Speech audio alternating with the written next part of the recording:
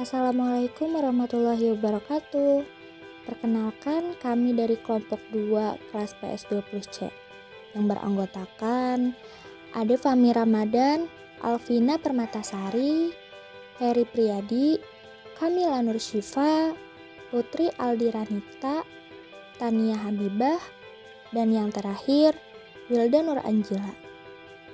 Di video kali ini kami akan menjelaskan tentang teori kognitif sosial, Rotter dan Michel. Gambaran umum teori belajar kognitif sosial. Teori belajar kognitif sosial Julian Rotter dan Walter Michel masing-masing berlandaskan asumsi bahwa faktor kognitif membantu membentuk bagaimana manusia akan bereaksi terhadap dorongan lingkungannya.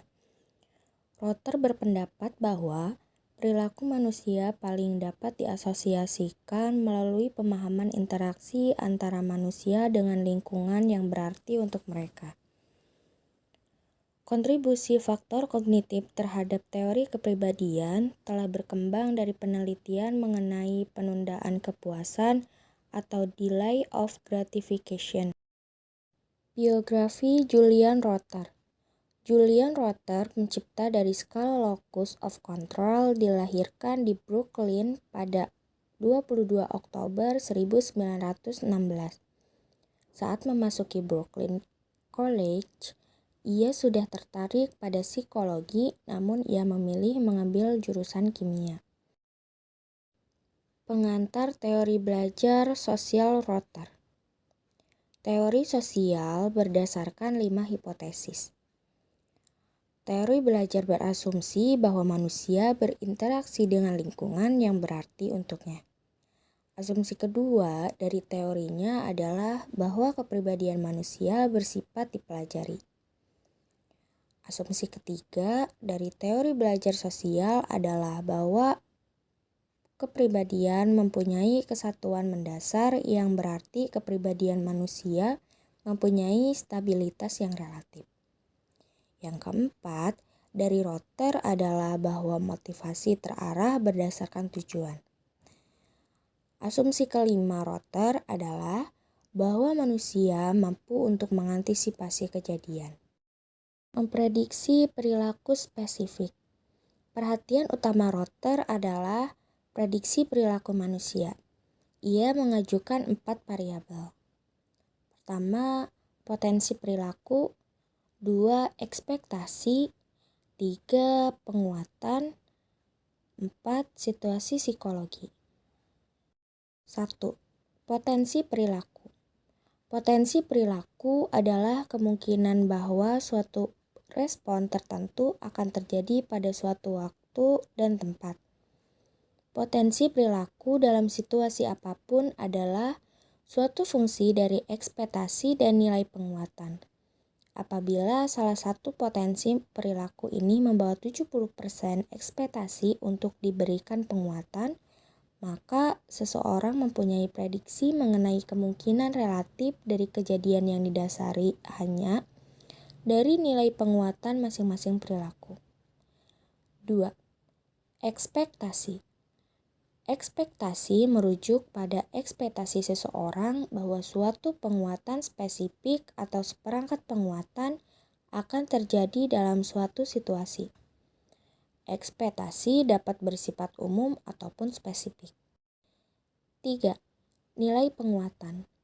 Variabel lain dalam rumusan prediksi adalah nilai penguatan, yaitu kecenderungan pilihan yang dijatuhkan seseorang pada suatu penguatan tertentu saat probabilitas terjadi penguatan yang berbeda-beda setara. 4. Situasi psikologis yang didefinisikan sebagai bagian dari dunia internal dan eksternal yang direspon oleh manusia. Rumusan prediksi dasar. Rotter mengajukan suatu rumusan dasar yang memasukkan keempat variabel prediksi. Rumusan ini mempresentasikan cara memprediksi yang cenderung idealis daripada realistis dan tidak ada nilai pasti yang dapat diambil dari rumusan ini. Memprediksi perilaku umum. Yang pertama, ekspektasi umum. Pengalaman di masa lalu yang mendapatkan penguatan positif akan cenderung untuk dimunculkan kembali dan adanya generalisasi terhadap respon suatu stimulus yang mendekati kemiripan dengan stimulus pada masa lalu. 2. Kebutuhan. Rotter 1982 mendefinisikan kebutuhan sebagai perilaku atau perangkat perilaku yang dilihat orang dapat menggerakkan mereka ke arah suatu tujuan. Selanjutnya, kategori kebutuhan. Rotter dan Hockridge 1975 membuat 6 daftar kategori umum dari kebutuhan. Yang pertama, pengakuan status. Pengakuan status meliputi kebutuhan untuk dapat melakukan dengan baik hal-hal yang dianggap penting oleh orang tersebut. 2. Dominansi. Dominansi adalah kebutuhan untuk mengendalikan perilaku orang lain. 3. Kemandirian. Kemandirian adalah kebutuhan untuk bebas dari dominansi orang lain. 4. Perlindungan ketergantungan.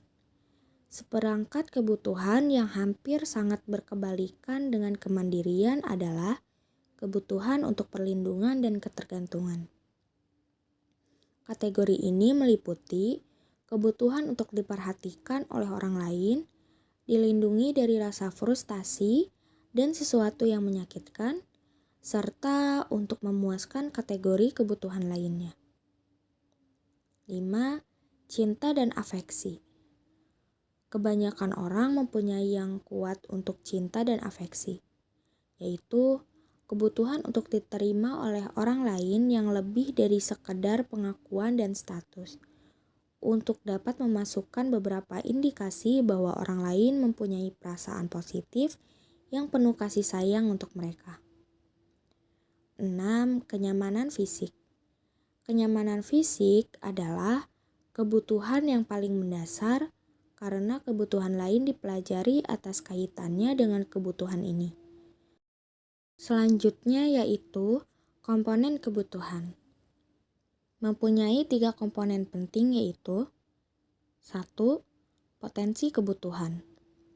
Potensi kebutuhan merujuk pada kemungkinan terjadinya seperangkat perilaku yang berhubungan secara fungsional yang terarah untuk memenuhi tujuan yang sama atau serupa. Potensi kebutuhan ini tidak dapat diukur hanya melalui observasi dari perilaku. 2. Kebebasan bergerak. Perilaku ditentukan sebagian oleh ekspektasi kita, yaitu diperkirakan terbaik kita bahwa penguatan tertentu akan mengikuti suatu respon spesifik. 3. Nilai kebutuhan. Nilai kebutuhan seseorang adalah sejauh mana ia memilih seperangkat penguatan daripada yang lainnya. Rumusan prediksi umum. Rumusan prediksi umum Rotter memberikan jalan bagi riwayat seseorang dalam menggunakan pengalaman yang serupa untuk mengantisipasi penguatan di masa sekarang, yaitu bahwa mereka mempunyai ekspektasi yang digeneralisasikan atas kesuksesan. Biografi Michelle. Lahir pada tanggal 22 Februari 1930 di Wina. Perkembangan Michelle sebagai psikologi kognitif semakin meningkat karena studi doktornya di Ohio State University dari 1953 sampai dengan 1956. Michelle mengagumi Rotter dan Kelly. Oleh karena itu, banyak teorinya yang dipengaruhi oleh teori sosial belajar Rotter dan Kelly. Salah satu penelitian Michelle yang paling penting adalah Personality and Assessment pada tahun 1968. Pendahuluan teori kepribadian Michelle. Michelle yakin bahwa faktor kognitif seperti ekspektasi, persepsi, tujuan, dan standar personal mempunyai peranan yang penting dalam pembentukan kepribadian. Latar belakang sistem kepribadian kognitif afektif. Menurut Michelle, kebanyakan perilaku merupakan fungsi dari situasi. 1. Paradoks konsistensi. Michelle melihat bahwa psikolog profesional terlihat secara intuitif meyakini bahwa perilaku manusia relatif konsisten, akan tetapi bukti empiris menunjukkan banyak variasi dalam perilaku. 2. Interaksi manusia, situasi. Menurut Michelle, kebanyakan orang memiliki satu konsistensi dalam perilaku mereka. Tetapi, ia terus menekankan bahwa situasi mempunyai dampak yang kuat pada perilaku. Penolakan Michelle menggunakan sifat sebagai prediktor perilaku karena kurangnya konsistensi dari satu situasi ke situasi lainnya. Sistem kepribadian kognitif afektif. Sistem tersebut menjelaskan tentang keberagaman dalam berbagai situasi dan juga stabilitas dari perilaku dalam diri seseorang. Kurangnya konsistensi yang terlihat dari perilaku seseorang tidak disebabkan oleh kesalahan yang bersifat acak ataupun situasi. Akan tetapi, perilaku yang berpotensi dapat diprediksi, yang merefleksikan pola variasi stabil di dalam diri seseorang. Sistem kepribadian kognitif afektif memprediksikan bahwa perilaku seseorang akan berubah dari satu situasi ke situasi lainnya. Prediksi perilaku. Michelle mengasumsikan bahwa kepribadian mempunyai stabilitas yang bersifat sementara dan perilaku dapat bervariasi dari situasi satu ke situasi lainnya. Ia juga mengasumsikan bahwa prediksi dari perilaku berada pada pengetahuan mengenai bagaimana dan kapan berbagai unit kognitif afektif diaktifasi. 2. Variabel situasi.